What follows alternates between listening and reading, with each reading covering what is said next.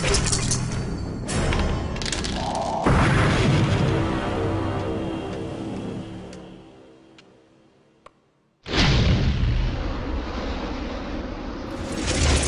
YouTube, Dave here again. Today I'm going to be doing my review for the Starfinder supplement, Pact Worlds. This is essentially the campaign setting for the Starfinder RPG. For those of you that are unaware, Starfinder is put out by Paizo Publishing and is sort of a science fiction fantasy RPG.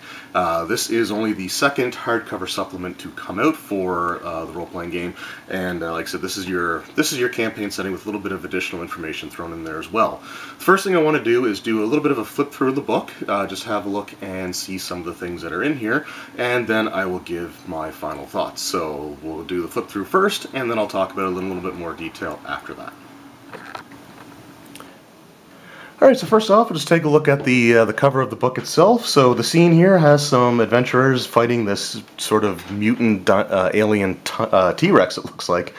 And that's cool, but it's something that wasn't the original cover that I had seen on the chapter's website, which is a Canadian bookstore. The original cover it looks like these two spaceships were fighting in orbit of a planet, and I thought that had more of a suitable cover for it. This is still really cool looking though. I think this would have made a better cover for an adventure than necessarily your campaign setting, but you know, it is what it is.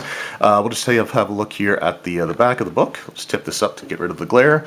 So on the back of the book it says, "Brave New Worlds. The Pact Worlds are the beating heart of the Starfinder campaign setting. This hardcover rulebook is your guide to these core worlds and civilizations, the perfect resource for launching new adventures. Inside the book you'll find the following. So number one is gazetteers of the system's 14 major worlds, including the cosmopolitan corridors of Absalon Station, the perilous jungles of Castrovel, and the world ship Idari. Starships from across the system and a codex of NPCs from various factions, 6 new playable races, and tons of new gear including weapons, armor, magic items, and tech gadgets, and a host of player options including archetypes, feats, spells, and more." And this has a US retail price of $44.99. I think it was a little over $50 Canadian, which is what I ended up paying for it. So we'll just put this back down. And we'll just have a look here at the inside of the book. The inside cover is, of course, the solar system for the Pact World system. This is the same that's on the inside cover of the core rulebook as well as the Alien Archive. So it's just a nice little bit of consistency, and it just makes this inside cover look nice, something that I always enjoy seeing. And then our table of contents. So we have Chapter 1 is all about the worlds, and that runs from pages 8 to 148. On page 148 you have the starships, beginning of the starship section, so I guess the worlds goes probably till about 146 or 47. So you got starships, which has the drift, which is kind of cool because it has some of the information like the planar traits and stuff like that of the drift itself. A little bit more expanded information than what you would have found in the core rulebook. Some starship options, and then just examples of starships for different types, which is interesting. Then you've got the supporting cast chapter, which has some NPC statistics for things you might encounter with each of these following factions. You've got the cultists, free captains, hell knights, mercenaries, security forces, and street gangs. And then Chapter 4 are your players options, so you have your archetypes, feats, weapons and weapon fusions, armor and armor upgrades, technological items, magic items, hybrid items, spells, and playable races. And then you have your index on page 215, and I believe is the last page of the book. So this does run 215 pages, and I'll talk a little bit more about that sort of at the end of the video. So just having a quick look at the inside here, you've got some information about the Pact World system here at the very beginning, including the overall government type for the Pact World system, things, information on the economy, culture, time, stewards, so it gives a lot of great information there. And then we've got Chapter 1, the worlds itself. And one thing I will say is that all of the artwork in here is really nice, with a couple of exceptions that I will talk about. I'm not going to go through and show each world individually, but I will show a couple of the things here just so you sort of get an idea of how these books are structured. So we're actually starting off with the sun, which has some settlements inside of it, believe it or not. So each of the planets sort of has a little bit of a history sort of thing, or a general description that takes place at the very beginning, followed by the geography, Residence, Society, Conflicts, and Threats, which is one of my favorite sections. These are the ones that kind of give you a lot of stuff to go off of when you want to sort of create maybe some adventures, some campaign ideas, things like that.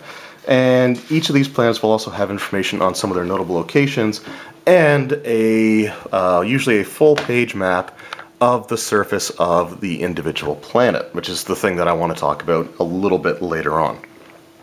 So this does cover all of the major planets and locations inside of the Pact World system. Also, at the end of each planetary description, there is a character theme, which ties into the individual world itself. So, for example, if you live on the Sun, the Solar Disciple is a character theme that would make the most sense for people who live there. So, like I said, we're just going to show a couple more here. So we have Abalon, and again, the beginning of each of these planetary descriptions has this nice artwork that kind of shows what it might look like being in a typical settlement on one of these planets. And again, it just goes over all the same basic information: residence, society, history, conflicts and threats, notable locations, and whoops, I seem to have skipped over the map. And so we have the map there as well. Alright, so moving on. So, like I said, we've got a lot of really nice looking maps here, a lot of great information, and what's really cool about this is that the write-ups, I'll just show the map sort of off to the side there, the write-ups on these planets are just enough that it can give you a really good idea of what you can expect or what the planet itself is sort of like, without going into so much detail that as a game master you feel bogged down. And I think that that's something that is kind of important. One thing to note in my copy is it looks like there were some printing defects. So as you can see, I don't know how well it's going to show up there, but there are some ink smudges and things like that. That's a little bit unfortunate. I wouldn't hold this against the product as a whole, because I don't think this is something that every single one of these books would have had. But if you notice it, that's how my books came, and it was a little bit disappointing. So we've got Akaton next, and of course, again, the maps are pretty nice looking for the most part. There's a few that I want to kind of show off, so I'm just going to skip to them if I can. I'll just show the individual maps here. So this is for Verces, so this is the tidally locked planet, where one side is always facing towards the sun. So this would be sort of the part that's facing directly towards the sun, and then you've got rings around it where you have your habitable zone, and then you've got sort of your frozen zone. With this one, it would have been nice to have had it zoomed out maybe a little bit further so you could actually see the way that it rings, because it does look a little bit confusing otherwise. There you got your Cyberborn for that one, the Adari station, world planet, or not world planet, planetary ship, which is really cool. Diaspora. So I'll just draw sort of attention to some of these, because some of these maps will actually zoom in on notable locations, especially if there's not much going on, which is the thing that I'll talk about a little bit more. But like I said, I just want to show off sort of each of the planetary maps as best as I can.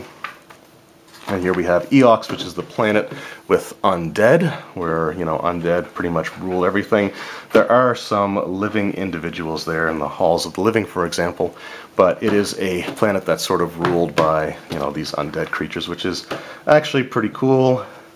And then you've got looks like some gladiatorial type games run by this individual, this necrovite named Zoe, which is actually kind of cool. So there's a lot of really just neat little stuff in here.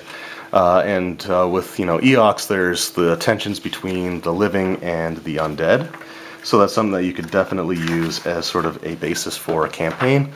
We got the map here of Triaxis, and I probably am saying some of these wrong, but they're fake names that aren't real, so I apologize if I don't say it exactly.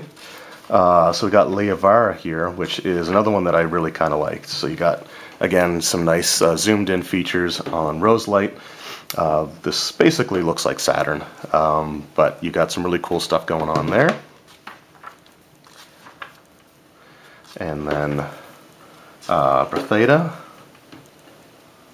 which again does something sort of similar. It zooms in on a couple of interesting locations.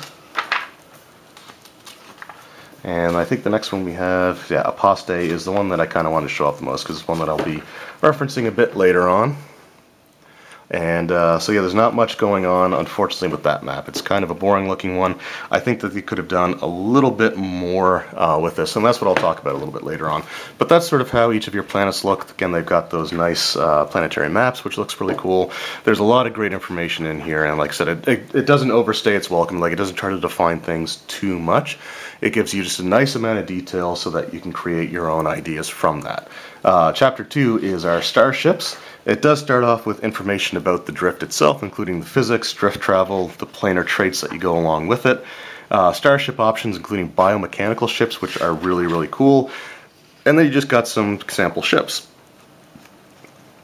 So you got like the Hell Knight ships, which are cool. The Amodian, Iomedean ships. I don't know how exactly to pronounce that. I don't want to say Imodium because that sounds like the medicine that you can take if you're having diarrhea, which is not how I want to reference things in this. These ones are really cool as well, the Veracite ships, but the Xenoborn ships are probably my favorite looking ones. These are the biomechanical ones, and they look just really awesome. The UC Garden ship, Arc ship, and the UC Pod, really cool.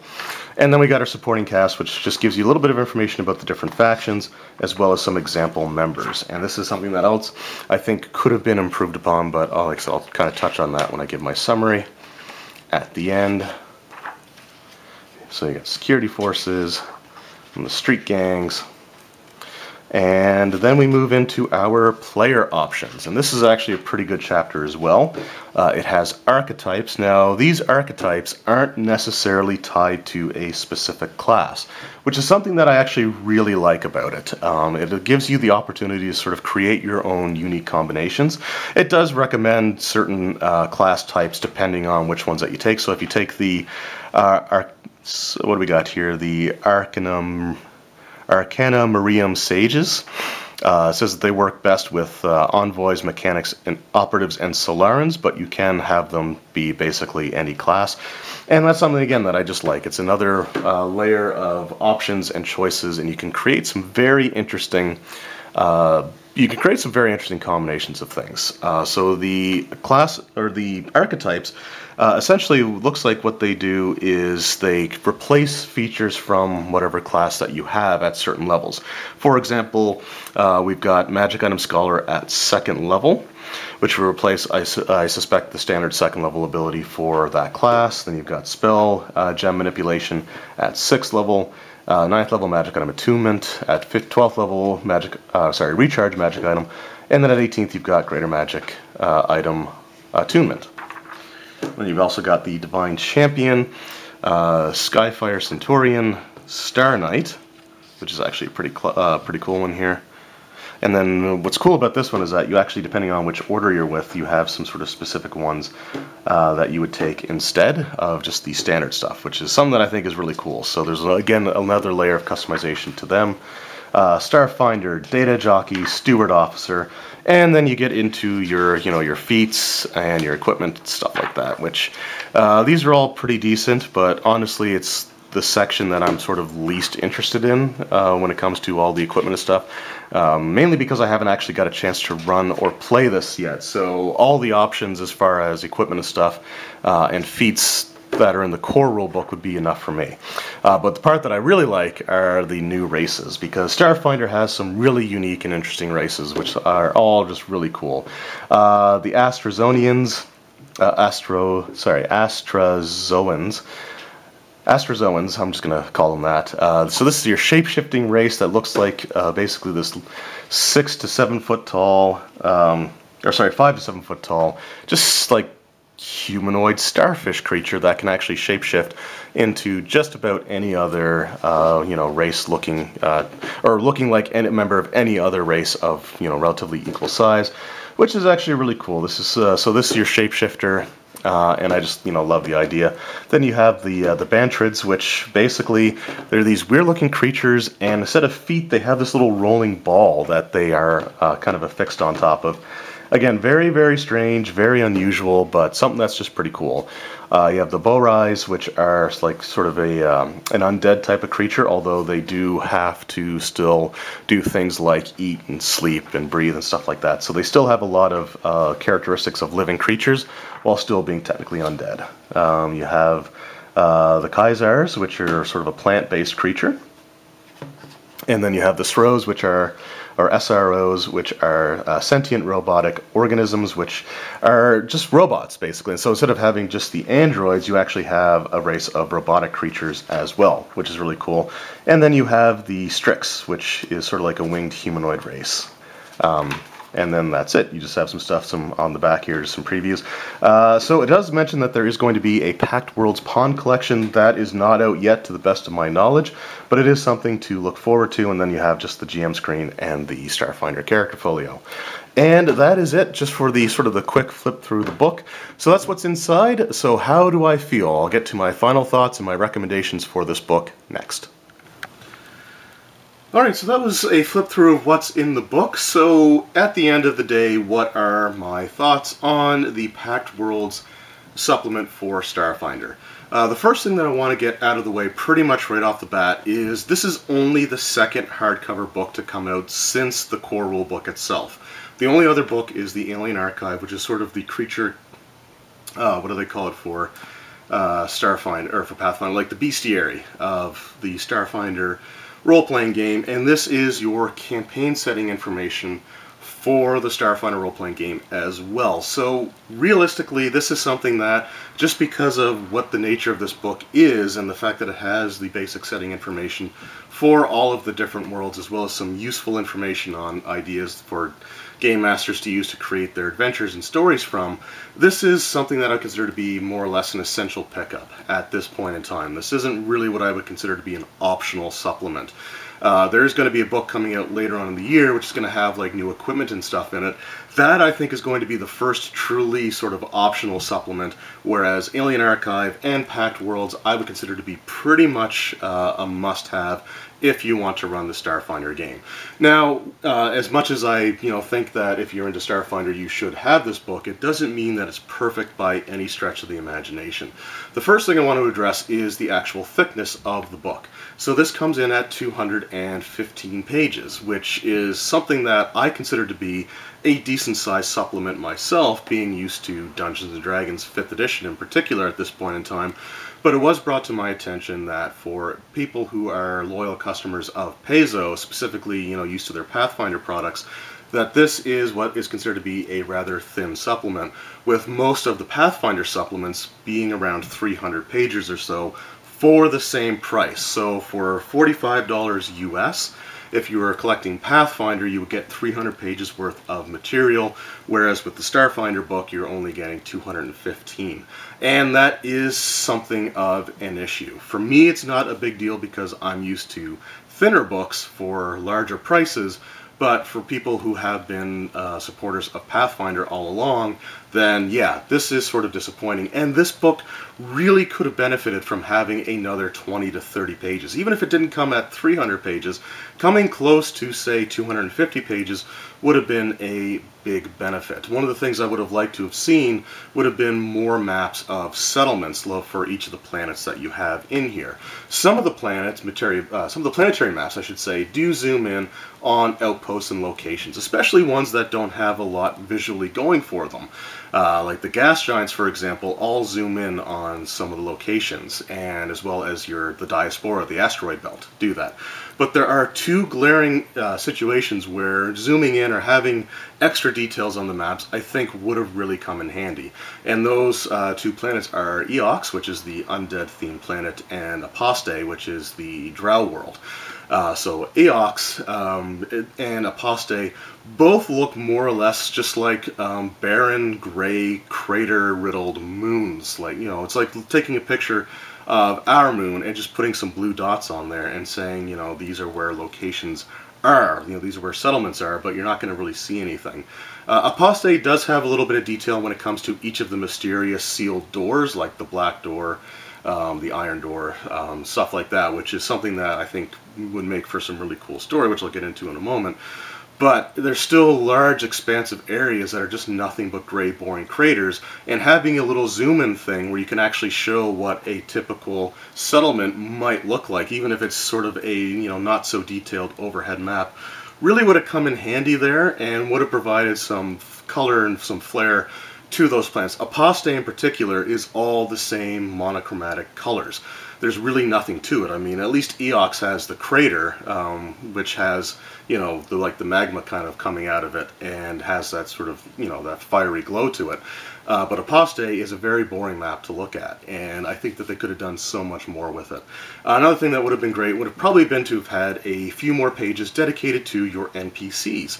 The NPC section is kind of disappointing. It does give you example members of these 6 different factions, but they're all generic sort of encounters. None of them have like high-ranking or named NPCs that you could use out of this book as a major campaign adversary.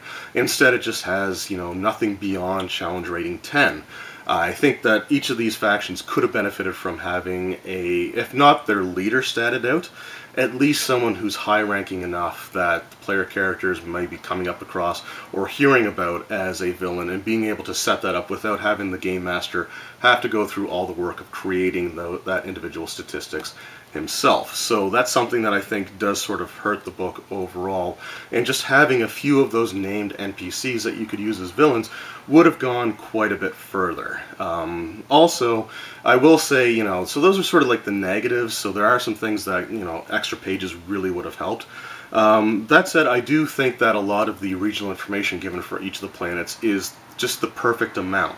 It doesn't give away so much that you feel constrained by the information provided in the book, but instead it just gives you sort of enough of the flavor and enough of the basic details that you can really kind of add your own spin on it, which I think is always great.